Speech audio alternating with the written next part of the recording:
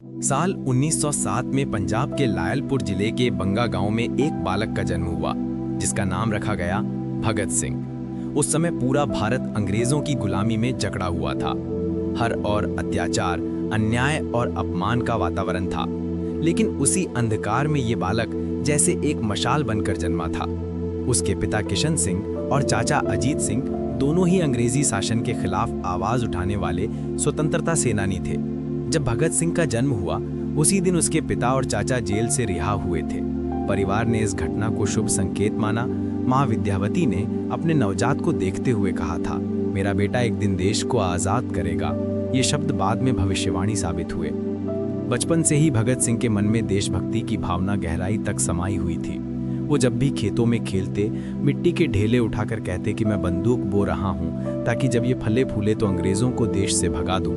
वो अक्सर अपने पिता और चाचाओं से आज़ादी की बातें सुनते और उनमें उस जज्बे की चिंगारी धीरे धीरे अंगारों में बदलती जा रही थी। 1919 में जलियांवाला बाग हत्याकांड ने उनके जीवन को झकझोर दिया। जब उन्होंने सुना कि अंग्रेजों के अधिकारी जनरल डायर ने निर्दोष लोगों पर गोलियां चलवा दी तो उन्होंने अगले ही दिन अमृतसर जाकर उस खून से सनी मिट्टी को अपनी बोतल में भर लिया और मन ही मन संकल्प लिया कि एक दिन इस मिट्टी का बदला अवश्य लूंगा। इस घटना ने उनके जीवन का रास्ता तय कर दिया। गांधी जी के असहयोग आंदोलन के समय भगत सिंह बहुत उत्साहित हुए थे। वे स्कूल में पढ़ते हुए सत्याग्रह और स्वदेशी के विचारों से प्रभावित थे। लेकिन जब 1922 में चौरी चौरा की घटना के बाद गांधी जी ने आंदोलन वापस ले लिया तो भगत सिंह बहुत दुखी हुए। उन्हें लगा कि केवल अहिंसा से इतने शक्तिशाली और निर्दयी अंग्रेजों से मुक्ति नहीं मिल सकती। उन्होंने निर्णय लिया कि अब वे सशस्त्र क्रांति के रास्ते पर चलेंगे। उन्होंने सरकारी स्कूल छोड़ दिया और लाहौर के राष्ट्रीय कॉलेज में दाखिला लिया जो लाला लाजपत राय द्वारा स्थापित किया गया था। वहां उन्होंने कई समान विचारधारा वाले युवाओं से मुलाकात की। सुखदेव, भगवती चरण बोहरा, यशपाल, जयदेव कपूर और सबसे प्रेरणादायक व्यक्तित्व चंद्रशेखर आजाद से। इन सबके बीच भगत सिंह धीरे धीरे एक विचारक, लेखक और क्रांतिकारी नेता के रूप में उभरने लगे। उन्होंने 1926 में लाहौर में नौजवान भारत सभा की स्थापना की जिसका उद्देश्य था युवाओं में देशभक्ति और समाज सुधार की भावना जगाना। उनका मानना था कि आज़ादी केवल राजनीतिक आज़ादी नहीं होनी चाहिए बल्कि समाज से जाति, अंधविश्वास और असमानता का भी अंत होना चाहिए। इस संगठन के माध्यम से उन्होंने युवाओं में क्रांति की चेतना जगाई। इसके बाद वे हिंदुस्तान रिपब्लिकन एसोसिएशन में शामिल हुए जिसे बाद में उन्होंने और उनके साथियों ने नया नाम दिया, हिंदुस्तान सोशलिस्ट रिपब्लिकन एसोसिएशन। ये संगठन केवल अंग्रेजों से राजनीतिक संघर्ष ही नहीं बल्कि सामाजिक समानता पर भी विश्वास रखता था। 1928 में अंग्रेजों ने भारत में साइमन कमीशन भेजा जिसमें कोई भी भारतीय सदस्य नहीं था। पूरे देश में साइमन गो बैक के नारे लगे। लाहौर में जब इस कमीशन के विरोध में प्रदर्शन हुआ तो लाला लाजपत राय ने जुलूस का नेतृत्व किया। पुलिस ने बेरहमी से लाठीचार्ज किया। उसी लाठीचार्ज में लाला लाजपत राय को गंभीर चोटें आईं और कुछ दिनों बाद उनकी मृत्यु हो गई। भगत सिंह इस घटना से क्रोधित हो उठे। उन्होंने कहा, लाला जी की मृत्यु का बदला लिया जाएगा। उन्होंने अपने साथी राजगुरु, सुखदेव और चंद्रशेखर आजाद के साथ मिलकर योजना बनाई कि लाठीचार्ज के जिम्मेदार अधिकारी जेम्स ए स्कॉट को मार गिराया जाए।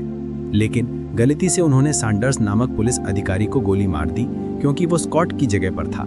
ये 17 दिसंबर 1928 की घटना थी। इस घटना के बाद पूरा देश भगत सिंह के नाम से गूंज उठा। उन्होंने और उनके साथियों ने लाहौर से फरार होकर कई स्थानों पर छिपकर काम जारी रखा। भगत सिंह केवल बंदूक चलाने वाले नहीं थे, वे गहरे विचारों वाले लेखक और विचारक भी थे। उन्होंने कई अखबारों के लिए लेख लिखे जिनमें कीर्ति, अकाली और प्रभा जैसे पत्र शामिल थे। वे मार्क्स, लेनिन और टॉल्स्टॉय जैसे विचारकों से प्रेरित थे। उनका मानना था कि क्रांति का अर्थ केवल हिंसा नहीं है बल्कि वो एक सामाजिक, मानसिक और राजनीतिक परिवर्तन है जो अन्याय के खिलाफ आवाज उठाता है। उन्होंने लिखा कि क्रांति की तलवार विचारों की सान पर तेज होती है। 1929 में भगत सिंह और बटुकेश्वर दत्त ने दिल्ली की सेंट्रल असेंबली में बम फेंकने की योजना बनाई। ये बम किसी को मारने के लिए नहीं बल्कि जनता का ध्यान आकर्षित करने के लिए था। उन्होंने ऐसा इसलिए किया क्योंकि अंग्रेज सरकार ने ऐसे कानून पारित किए थे जो भारतवासियों की आज़ादी को और सीमित कर रहे थे। 8 अप्रैल 1929 को दोनों असेंबली में पहुंचे और जब कानून पास होने वाला था तब उन्होंने इनकलाब जिंदाबाद के नारे लगाते हुए बम फेंका। बम धमाका हुआ लेकिन किसी की मृत्यु नहीं हुई। उन्होंने जानबूझकर आत्मसमर्पण किया ताकि वो अदालत को एक मंच बना सकें जहां से भी अपने विचार पूरे देश तक पहुंचा सकें। अदालत में भगत सिंह ने खुलकर अपने विचार रखे। उन्होंने कहा, हमने बम इसीलिए फेंका ताकि बहरी सरकार को सुनाई दे। उन्होंने ब्रिटिश न्याय व्यवस्था को खुलकर चुनौती दी। उनके मुकदमे की हर सुनवाई देश भर में चर्चा का विषय बन गई। जेल में रहते हुए भगत सिंह ने कई किताबें पढ़ी। उन्होंने इतिहास, दर्शन, समाजशास्त्र और क्रांति पर गहराई से अध्ययन किया।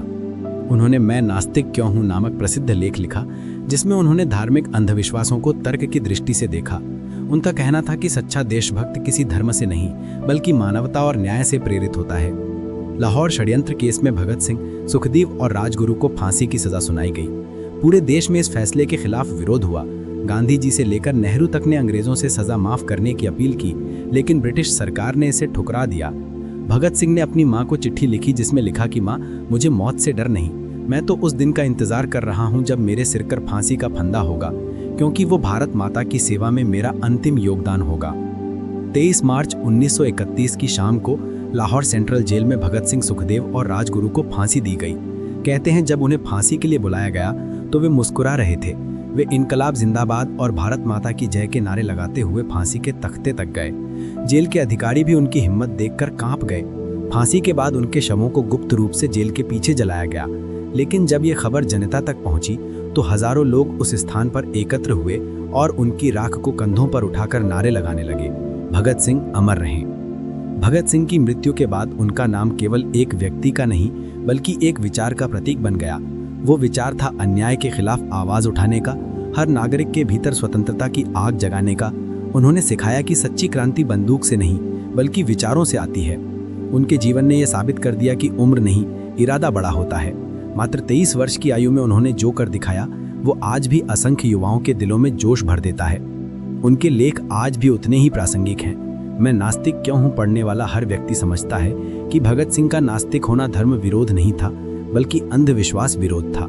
वे ईश्वर के अस्तित्व पर नहीं बल्कि मनुष्य की शक्ति पर विश्वास करते थे। उन्होंने कहा था कि अगर मैं ईश्वर में विश्वास करता तो अपनी जिम्मेदारियों से भाग जाता, लेकिन मैं खुद पर विश्वास करता हूं क्योंकि इंसान ही अपनी नियति का निर्माता है। भगत सिंह का सपना केवल अंग्रेजों को भगाना नहीं था बल्कि एक ऐसे भारत का निर्माण करना था जहां हर व्यक्ति समान हो, जहां शोषण और गरीबी का अंत हो, जहां शिक्षा और आज़ादी सबको मिले। उन्होंने समाजवाद की दिशा में सोचते हुए कहा था कि क्रांति तब तक अधूरी है जब तक शोषण पर आधारित व्यवस्था खत्म नहीं होती। उनके विचारों में केवल राजनीतिक स्वतंत्रता नहीं बल्कि सामाजिक न्याय की भी मांग थी। उनकी शहादत के बाद पूरा देश जाग उठा। बच्चों के नाम भगत सिंह रखने का चलन शुरू हो गया। कवियों ने गीत लिखे, नाटककारों ने नाटक लिखे और आज़ादी के आंदोलन ने एक नई गति पकड़ ली। उनके इनकलाब जिंदाबाद के नारे ने अंग्रेजों की नींद उड़ा दी। वो नारा केवल एक शब्द नहीं बल्कि भारत के हर कोने से उठती पुकार बन गया। भगत सिंह आज भी जीवित हैं, हर उस युवा में जो अन्याय के खिलाफ खड़ा होता है, हर उस व्यक्ति में जो सच्चाई के लिए अपनी जान जोखिम में डाल देता है। उनका चेहरा समय की सीमाओं से परे जाकर आज भी हर दीवार, हर पोस्टर और हर दिल में मुस्कुराता है। उन्होंने जो छोड़ा वो सिर्फ एक कहानी नहीं बल्कि एक विचारधारा थी, एक रास्ता था जो बताता है कि स्वतंत्रता कभी भीख में नहीं मिलती, उसे छीनना पड़ता है। उनकी कहानी का अंत उनकी मृत्यु से नहीं हुआ बल्कि वहीं से शुरू हुई। भगत सिंह आज भी भारत के युवाओं के आदर्श हैं। उनके कलम की स्याही और उनकी क्रांति की गूंज आज भी उतनी ही तीव्र है जितनी 100 साल पहले थी।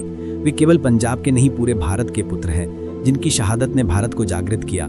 जब जब कोई अन्याय के खिलाफ आवाज उठाता है, जब जब कोई कहता है इनकलाब जिंदाबाद, तो समझ लेना चाहिए कि भगत सिंह का वो अजर अमर आत्मा फिर से बोल उठा है। साम्राज्यवाद मुर्दाबाद, मानवता जिंदाबाद। भारत माता की जय। जय हिंद, जय श्री राम। धन्यवाद।